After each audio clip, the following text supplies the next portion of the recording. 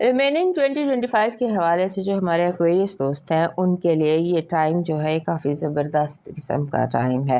دیکھیے آپ نے جو راہو ہے یہ آپ کے گھر کی طرف بڑھ رہا ہے, اس نے جولائی میں آپ کے گھر میں آ جائے, سو اس کی موومنٹ آپ کے گھر کی طرف ہے. اور پھر جو سیٹرن ہے وہ بھی ریٹروگریڈ ہے, نیپچون بھی ریٹروگریڈ ہے اور وہ بھی آپ کے گھر کی طرف موو کر, سب آپ کو نظریں آپ پر ہیں. اور اس کے بعد آپ کا جو یہ اس میں موومنٹس, پلانیٹری موومنٹس ہیں وہ آپ کی ذات کو افیکٹ کر رہی ہیں, آپ کی سوچ کو, آپ کی رسپانسز کو, آپ کی ہیلتھ کو, آپ کی انٹریکشن کو, اس کو افیکٹ کر. آپ نے دھیان یہ رکھنا ہے کہ آپ بالکل کلیئر رہیں. آپ بہت زیادہ کنفیوز ہو کے کوئی بھی مس اسٹیپ کر سکتے ہیں, کوئی غلط قدم اٹھا سکتے ہیں, کوئی غلط فیصلہ کر سکتے ہیں ایسا کہ جو آپ کی پوری لائف کو افیکٹ کر دے. آپ نے کوشش کرنی ہے کہ آپ نے جب تک آپ کلیئر نہ ہو, اور پھر اسپریچول کلیئرٹی بھی, جیسے استخارہ ہوتا ہے, جیسے آپ اوکلٹ سے چلے جاتے ہیں, ذائچہ بنا لیتے ہیں, کارڈز پڑھ لیتے ہیں, جب تک آپ کلیئر نہ ہو جائیں اور آپ کے اندر کلک نہ آ جائے, اور اس وقت تک کوئی فیصلہ نہ کیجیے گا.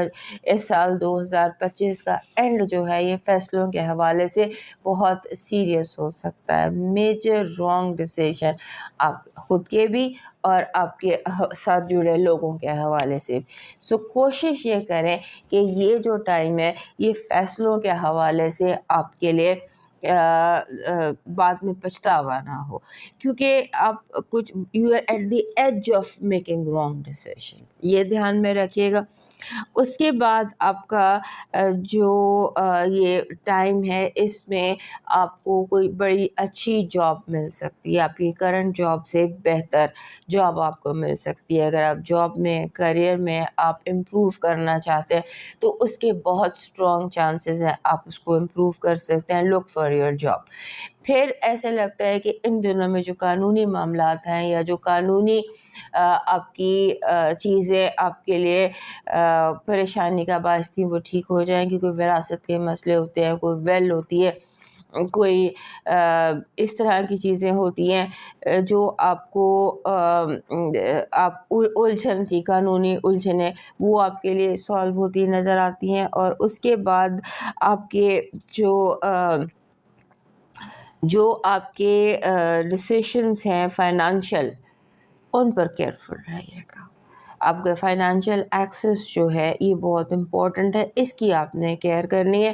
اور خاص طور پر آپ نے ان دنوں میں نہ قرضہ لینا ہے نہ قرضہ دینا ہے. قرضہ سمجھ لیجئے, اگر آپ نے قرضہ لیا یا آپ نے قرضہ دیا تو سمجھ لیجئے وہ رشتے کی موت بن جائے گا.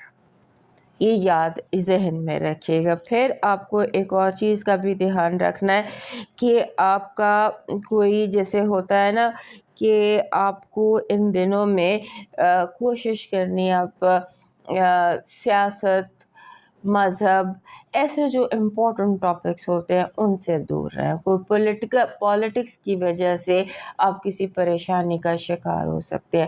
سیاست کی وجہ سے, وہ ملکی سیاست بھی ہو سکتی ہے, وہ آپ کی دفتری سیاست بھی ہو سکتی ہے, وہ گھر کی کچن پالیٹکس بھی ہو سکتی ہے.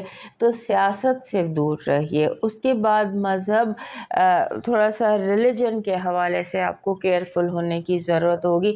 ہو سکتا ہے لوگ آپ کے آپ کی جو تھاٹس ہیں یا آپ پریشان کر سکتے ہیں. مذہبی لوگ آپ کو پریشان کر سکتے ہیں, یا مذہب گفتگو جو ہے وہ آپ کے لیے پریشانی کا باعث ہو سکتی ہے. اور پھر آپ نے جیسے ہوتا ہے نا کہ